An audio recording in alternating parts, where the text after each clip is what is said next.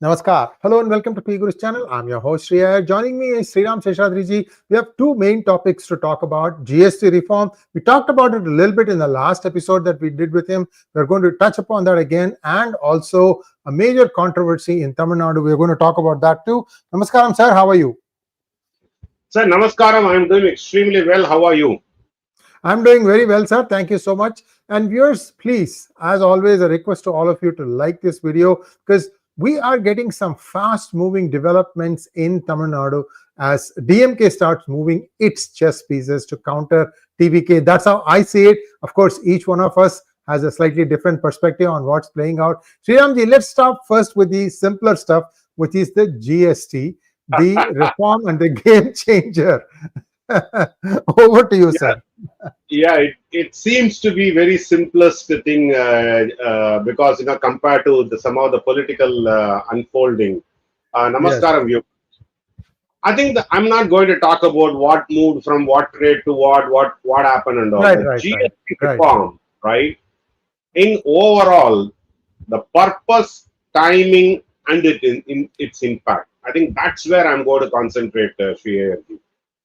See, GST, when it was introduced, subsumed about 17 different taxes, and then it spread across, 4 or 5 rates, which was, organized in certain structure, 5%, 12%, 18%, 28%, cess, etc., with government compensating for a revenue loss, potential revenue loss on a, for a 5-year period. Had it been the previous regime of 17 subsumed taxes were there, if any state would lose a revenue, government would subsidize or compensate that. For that, they collected the cess and then used that cess to compensate the states, across India. One of the major difference between Congress's GST pattern and then this was this. I think, when Modi became the prime minister, being a chief minister, he opposed it, and then once became a prime minister, he pushed this reform. One of the largest transformation program in the face of earth, I would say. No other.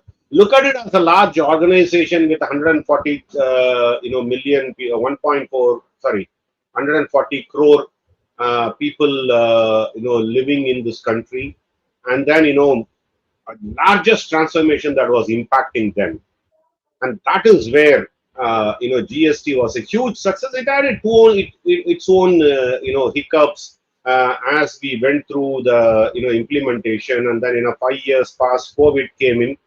So everybody is asking 2-3 questions, saying that Rahul Gandhi in 2017 tweeted saying it should be only 18% tax, and then that is what government is achieving. So the Congress, in its own, childishness, claim that they force the government to do it. Bullshit.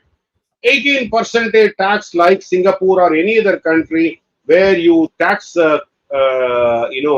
necessary items also. 18% Mercedes-Benz also at 18%. In India, that can never ever work.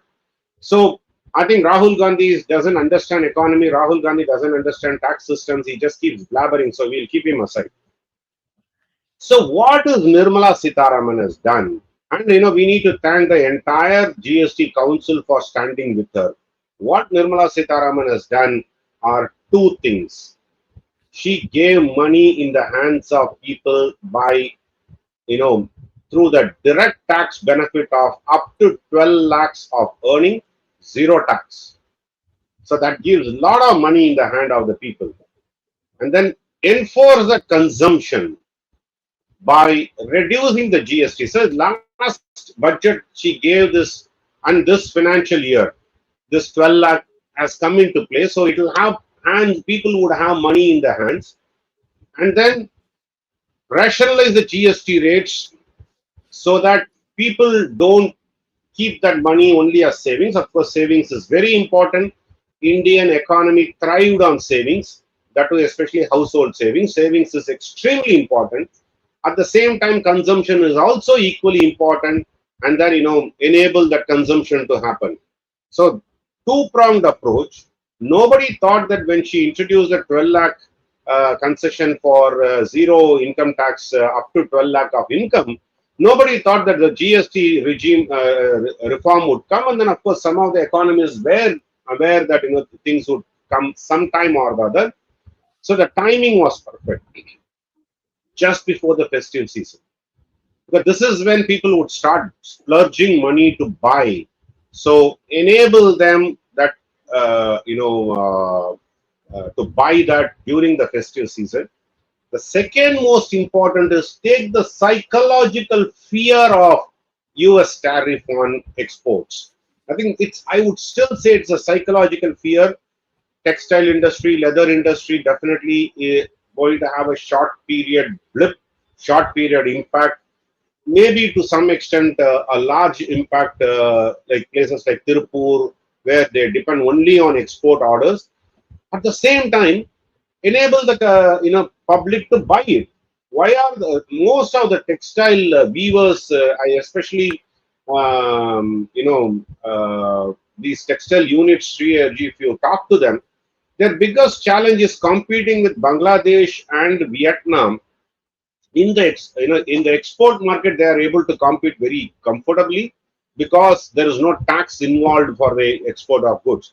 Whereas in domestic market, it is not that easy because of GST that is there. So what the government has done is taken away the GST component or reduce the GST component of those products so that enable people to buy.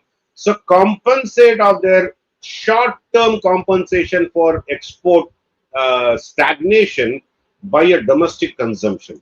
So three-pronged approach for the timing, enabled money in the hand by up to 12 lakhs, no taxation, no zero tax.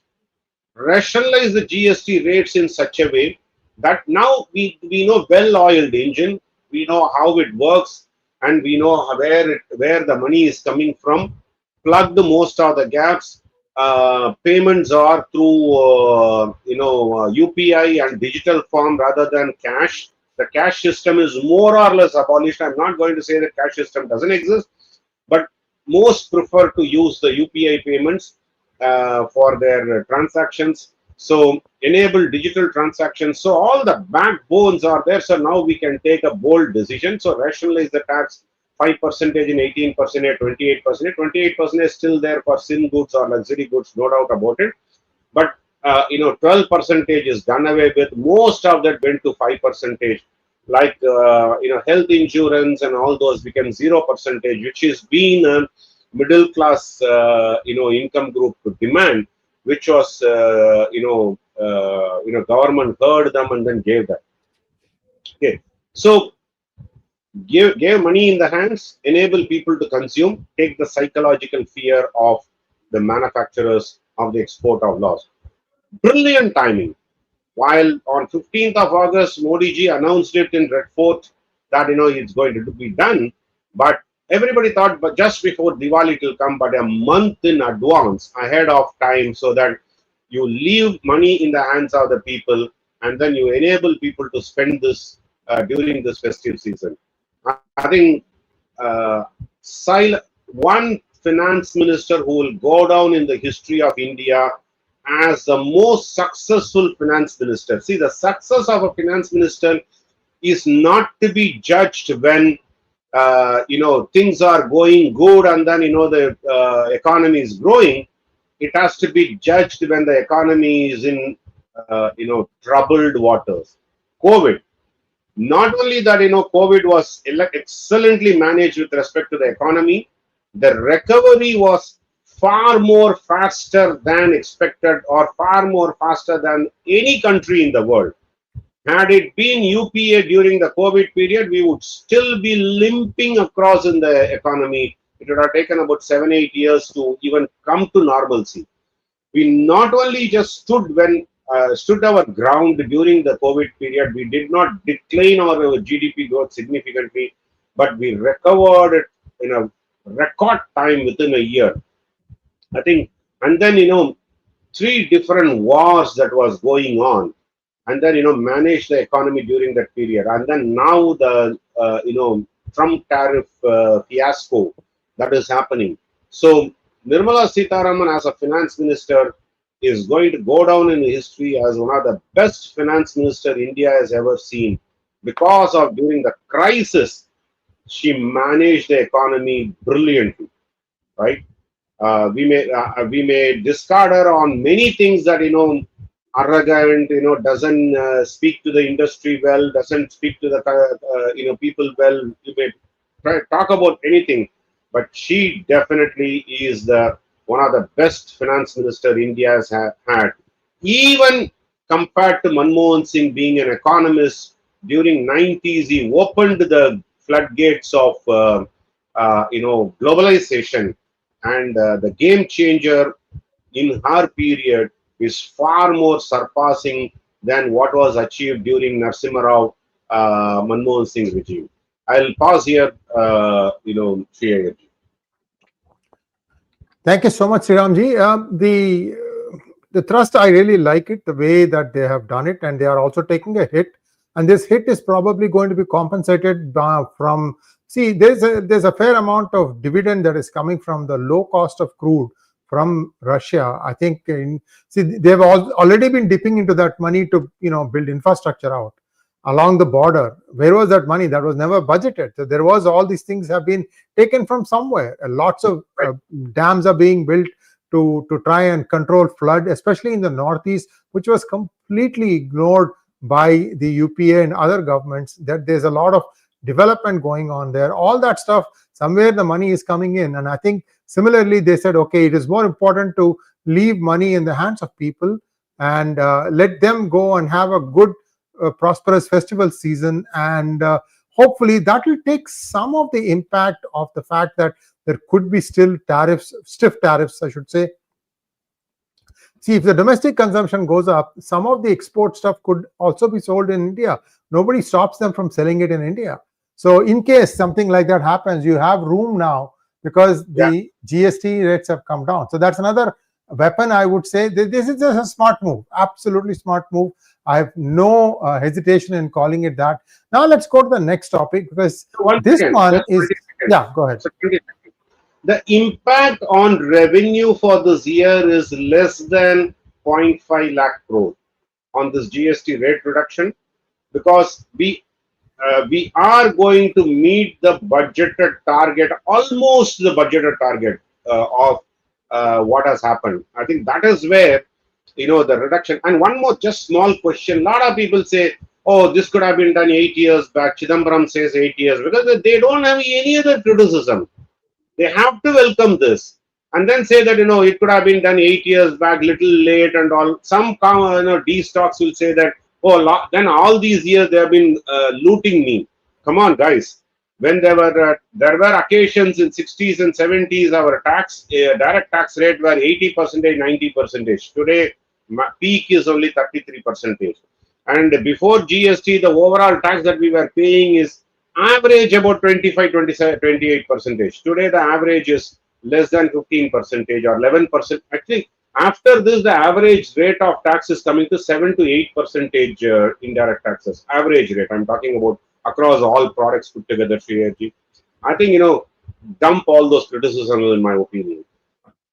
Thank you so much, sir. Now let's take a look at the trip of Stalin. This is like those 70s movie. MGR will be in disguise, except his better half, his significant other and his mother. The entire audience knows this is actually MGR in a disguise. Same way, MK Stalin tries to disguise his trips to abroad as some kind of a investment-seeking trip, when the entire audience knows that this man has gone there for some family health purposes. This is something that's now running stale, I should say.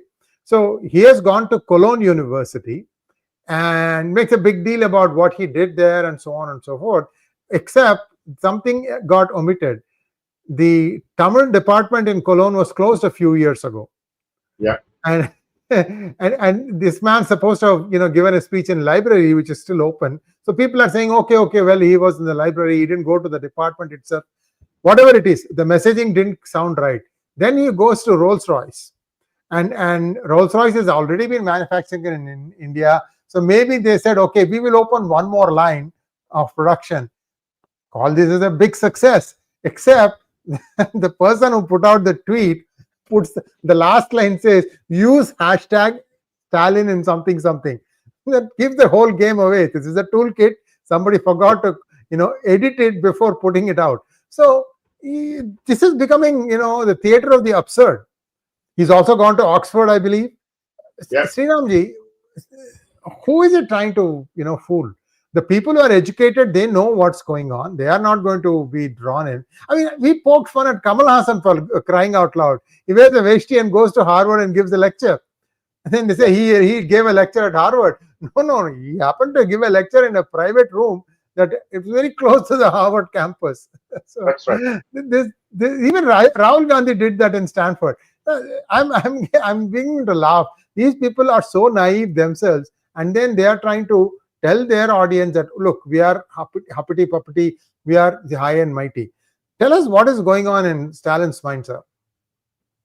Sir, see, as a chief minister, as an individual, he has every right to go abroad for treatments, for whatever may be the reasons, health, See, India is a medical tourism country where you could do everything what could be done outside can be done here. Maybe, okay, fine, specialists that you want to go and meet, and then secrecy of the, issue that he may be facing, absolutely fine. And that is his personal prerogative. I'm not going to criticize that. Why camouflage this as an investment move? MGR went abroad for treatment, said that to the public, I'm going for treatment. Is it something that, people will feel that, oh my God, this guy is going every year for a foreign trip for a treatment, so something must be really, really crazy? Fair enough. So you are camouflaging this. But the hype created by this, it's an empty hype. He had been to foreign trip to Dubai, he had been to US, he had been to Spain, he had been to various other countries, Singapore, Japan, all these countries he had been in the last 5 years with family. Fair enough, he has to go with family, all the kids and kids, his grandchildren, everybody, let him go at taxpayers' money, of course. But what happened to that investment that every time he declares 8,000 crores, 10,000 crores, 15,000 crores, blah, blah, blah, blah, blah, blah, blah, blah, blah.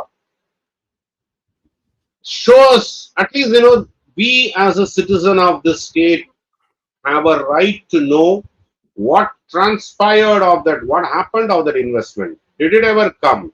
Was it put to use? Has it given any additional job? That white paper is, so many people have been demanding, including Edappadi Padichami and Annamalai and various other parties had been demanding, show us where is the white paper on this particular, visits. Then everybody goes silent. Okay. What are the new investment that has come in? Last time also when he went to Spain, he met with the same companies which has business in India, talks about expansion. That could have been discussed just across the corridor in his own office. He need not fly all the way to Spain to do that. Same with Rolls-Royce. It has, not in India, Sree Iyer ji, it has a Tamil Nadu, Hosur area. There is a plant that Rolls-Royce already has in manufacturing. But imagine, I'm going to ask this another question. Government of India has declared defense corridor in Tamil Nadu. A prudent state government should have gone after the central government to say, where are my defense industries? You announce this as a defense corridor. Come on, I'm here to work with you to open up those industries. Chandrababu Naidu does that. Yogi Adityanath does that. Immediately they'll say, oh, they are all alliance partners. But that is why you are, and Revanth Reddy does that for Telangana. He is not an alliance partner. He is a Congress CM. So name anybody in this country, any chief minister, the moment the central government announces a scheme, they go after the central government for, benefits, right? Whereas Tamil Nadu government asks, okay, non-fulfilling certain commitments and then asks the grant for that. But real growth would come in when the industry comes in, not with central government funding and grants. The real growth would happen Tamil Nadu still has one of the very sound growth projectiles, and then statistics and financial information, and 100% agree, because that's all the base effect that is created several decades before onwards, right? But what is the new enabler that has come in the last 5 years? In fact, for that matter, last 10 years. Because even during the ADMK regime, when things were supposed to come, Kudangulam was stalled, and that was long before, even during Manmohan Singh period. Yeah, Sterlite was closed down. Virinjam port came in, rather instead it should have come to Tamil Nadu. So all those developmental projects, the Green Corridor or whatever, the 8 lane between Salem and Chennai should have come up. They stalled it, and then fine, they stalled it. After they came in, they called it as a Green Corridor, 𝗪𝗼𝗪 Corridor, right? Nothing happened to that. So where is the infrastructure development? Where is your other areas, right? My simple thing is, today, as we speak, the Defense Expo is happening in Tamil Nadu. All one need to do is, as an industry, focused state, should go and then sign deals after deals during this Defense Expo. That is not happening. So the Chief Minister going abroad, announcing several of these grants or several of these investments, haven't seen in the last 5 years he put in action. It's all paper money, paper tiger. And then, the rhetorics is created. He goes to Cologne University and then says, reviewed the Tamil department, which was closed. And then, goes to Harvard and then, opens up a portrait of 𝗍𝗓𝗏 𝗓𝗏 and then say, Harvard, London is embracing social justice. Oxford. Oxford. That's not organized by Oxford University. It is happening in Oxford as a city, one of the, halls that can be rented for £2,500. And if you want students to attend, then you need to pay £50 each or something. There is a calculation that came about. Similarly, a few months back, we saw in Masai Mara tribe, praising, DMK schemes. And then they are dancing about it. And everybody, in fact, there are a couple of guys who even spent that $4,000, $5,000 or something like that, and then praise themselves and then put up a show. It's all a show. That's what this government is doing, and that is one of the main reasons 2026 this government should go. No action, no development, drug abuse, law and order situation, all recipes that government should go in 2026. It should be defeated. But I think Stalin's Kundalini is far more stronger than anything else, in my opinion. Opposition is day in and day out getting disintegrated. I think even including the primary opposition party, ADMK, is playing into the hands of Stalin to hand over the historic victory of 2026 back to. So, viewers, we're going to do a lot of details about what is happening in Tamil Nadu politics, a churn, who is behind what, and things of that nature. I just want to give you the big picture. The big picture is that TTV Dinakaran says that he is no longer part of the NDA. That's number one. Number two, OPS has already left that NDA, so that's also gone. Number three, the remaining ADMK, there's a guy called Sengotian who is also beginning to ruffle some feathers. We will come to that in just a moment. Sir, second question I want, Sengotian, number one. Number two, Erode East, there's a bipole. In the bipole, looks like NDA is not doing it, but ADMK is going to contest. Looks like there is some communication gap there also. Over to you, sir. See, bipole generally will be done by ADMK, which is understandable, which is fair in my opinion also, PAFG and the viewers, because bipole, if they contest as an NDA, of course NDA partner would definitely support the ADMK candidate, no doubt about it. That's not a problem. But what is happening is, 𝗏𝗏𝗏 𝗏𝗏𝗏 should come around. He is not Jayalalitha. He is not MGR. Even Jayalalitha in 1997-98 time frame before the 98 election, after a severe drubbing she got in 96 state election, 98 general election, she went to the alliance partners' home and then convinced them to stand with them. Even to the extent that time her arch rival was Subramaniam Swamy. Subramaniam Swamy was giving her the hardest of the time during that period. She went and met Subramaniam Swamy at his residence and then, asked for a support. She went to Kamalayam, asked for a support. She went to Ramdas's house and went to Vaiko's house and then, stitched the alliance, which gave her a platform back in 1998.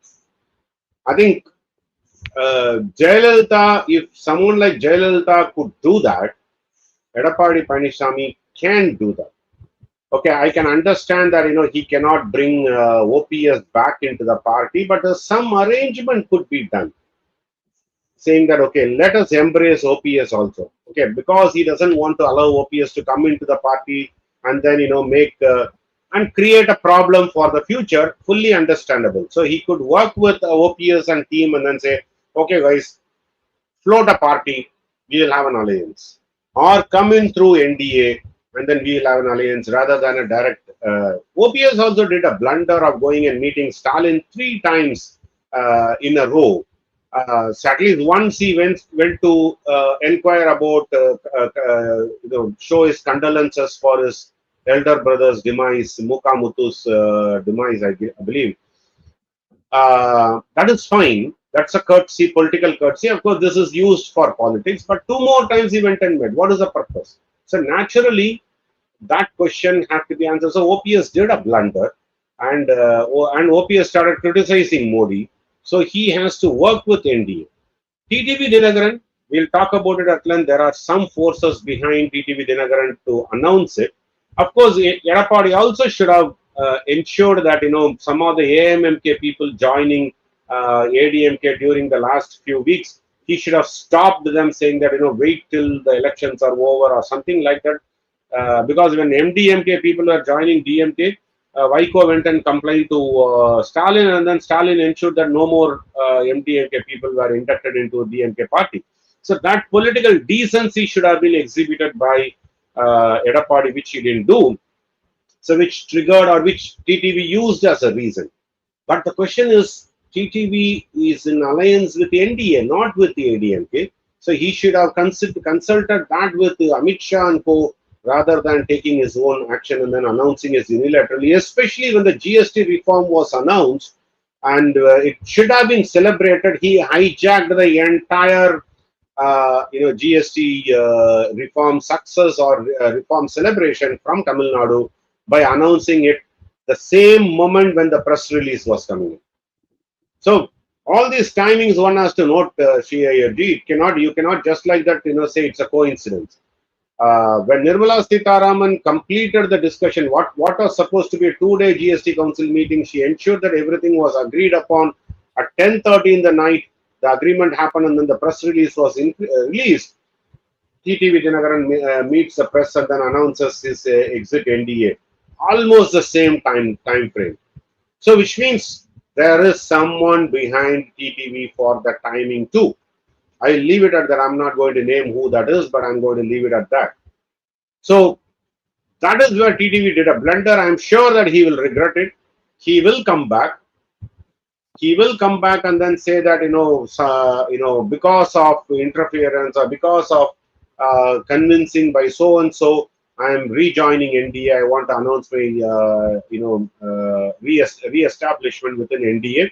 He is going to come around in a month or so, but he could have avoided, is what my feeling is, right? So Stalin is having a tough time with TVK coming into forefront, and the bigger opposition party becoming stronger. If it becomes stronger, Stalin will lose power. Even he cannot form a coalition government of his own. So that is the situation. The blessings in disguise comes in. So what is Stalin trying to project, DMK trying to project here is, look, ADMK, which is an alternate to DMK to form the government, is so weak that it cannot form the government. Hence, voters, in spite of all the sufferings that you went through in the 5 years, in spite of another 5 years, you are going to get doomed, but vote for me. I think that is the message that he is giving loud and clear through all these actions. We'll talk at length about it in our Tamil program also. Thank you so much, sir. Now we'll go to some questions. But before we go to questions, I have a few announcements. Sengol with enclosure. This is really selling well. If you have not got your copy, please do get it. And we are now ramping up. We are ready to. 1 second. No, go ahead. I was drinking water. No worries. So we are ready to go ahead and ship it, and you can place your orders now. Also, this book, Operation 𝗲𝗲𝗄𝗧. If you have seen the parade that day of what China was showing, you will see that they have the biggest navy in the world. Operation 𝗲𝗲𝗄𝗧 talks about what happens in Navy. To get your copy so that you can understand what we are getting into in a few days. Thank you so much, sir. Now let's take some questions. Some acknowledgement first. Venkateswaran Iyer, thank you for becoming member. Money S, thank you for becoming a member. Shanta Raghunathan, thank you for becoming a YouTube member. Bobji wants to know, sir, when will the parties joining NDA realize that the moment they join the BJP, they will not get a single minority vote? It is better for them to support Hindu causes. See, getting a minority vote and then standing up for Hindu causes, two different things in my opinion. So across India, I don't agree with the point that NDA doesn't get minority votes. Even in the hardcore UP, Gujarat, in the Hindi heartland, significant amount of minority vote comes to BJP or NDA. Northeast, 90+% minority, but NDA forms the government. So that myth or the narrative, I do not subscribe to. South of India, yes, it still holds good. That too, Tamil Nadu, Kerala. Kerala, if you define minorities as Christians and Muslims, Christians are standing with BJP a lot nowadays. Muslims don't. And in Tamil Nadu, both Christians and Muslims do not support NDA in a big way or Modi ji in a big way. But there is a significant shift happening in portions of Christian community who want development. I have seen this on the ground during 2024 election, Bobji, that people, especially the Christian community who are aspiring for development, voted for BJP rather than ADMK or DMK. So there is a significant tectonic shift happening here. So I want to separate these two and define Hindu causes. I think that's where the debatable point. There should be a hardcore ultra Hindutva party or Hindutva case. No, they'll have to maintain that secular identity for themselves. Even for that matter, BJP has its own secular identity because that's what Constitution demands. So I think I don't want to confuse a religion with the politics. Because that is not going to be good for the country. And across country, the minorities are realizing this. Even Muslim population is realizing. Sri Rahulan wants to know, TTV's announcement of him not being in the NDA alliance in Tamil Nadu, is it a conspiracy on the part of DMK, or is it for optics sake to show that he is still politically relevant in Tamil Nadu? Instigated by DMK, enacted by certain close quarters of NDA partners. That is where I will leave it. It definitely has a NDA, DMK hand, and definitely has some of the NDAs or BJP's certain factions hand in that. I strongly believe in that. Well, you'll have to come back for the Tamil version so that we can quote you different analysts who have said what they are thinking is, who they are thinking is behind all this stuff. So do come back for Tamil for that. Venkat wants to know, the political game in TN reminds me of Vivek listening to a mega serial story about relationships. Very true, Venkat. Absolutely, you're right. But in my opinion, another 2 months it will all settle down. I think Amit Shah's reason for opening this up in April itself, probably because he too. Now, I was talking about it here in our show also, that there is a probability that Stalin will go for a snap poll, and Yes. So you wanted to be probably, ready for that, just in case. yeah. So that is when Amit Shah was triggering the alliances to be ready for it. Now the snap poll will not happen because they crossed all the timeline. They should have done it by August, and max by about mid of September. They have crossed all the timelines. So at this point in time, dissolving Tamil Nadu Assembly is not going to help. So DMK has to serve the entire 5 years before going for polls in May. I think that is what is going to happen. So we still have time, but all these drama should have been avoided. Not could have been, should have been avoided, in my humble opinion. Interesting observation here from Nanjundeshwar Patil or Nanjundeshwar Pati. GST on ready-made garments above 2,500 has increased to 18% from 12% slab. This is a major error. Hope the council rectifies this and puts all garments in the 5% slab. I do not agree on that, Nanjundeshwar, for simple reason. What would you define as a working class, middle class purchases and non-middle class purchases? I think that's where you need to make the differentiation. It was 12% to 18%. If someone is buying a 5,000 rupees worth of a pant, do you think that it should be 5% or can be 18%? When someone is spending a 5,000 rupees worth of a ready-made stitched pant, which means a meter would cost about 3,000, 3,500 rupees worth, or at least 3,000 rupees worth, right? Or minimum 2,000 rupees worth. You probably need a 1.2 meters, 1.5 meters, whatever is depending on the width of the cloth, and then you need that to stitch a pant. And then stitching charges are 1,000, 1,500 bucks for whatever it is. I may be wrong in my economics because I don't. Nowadays, I have not stitched any pant, so I don't know what is the cost of stitching a pant. But I'm just putting all together. If a 5,000 rupees pant, 18% is right. But imagine if it is a 1,000 bucks chudidar, 1,000 bucks shirt. Naturally, that has to be less. I think the progressive taxation of haves and have-nots should be there, in my humble opinion. Thank you, sir. Last one. Sanjal, thank you so much for your super sticker. And that brings us to a close of today's program.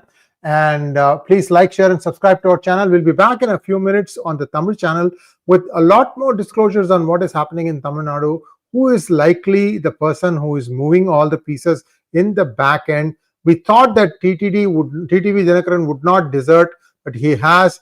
And does that mean that 𝗟𝗡 also goes with him? I don't know. Sriramji, advanced question coming your way. And who else is there? What exactly is being planned? And also there is a big possibility coming about the status of Annamalai. And we're going to touch upon that also in Tamil program. Thanks for watching, sir. Namaskar, and we'll see you very soon.